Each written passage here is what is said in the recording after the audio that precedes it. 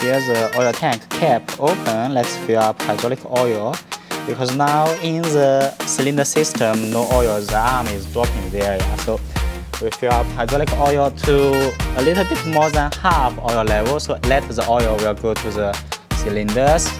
The level will drop. Check the level. Coming.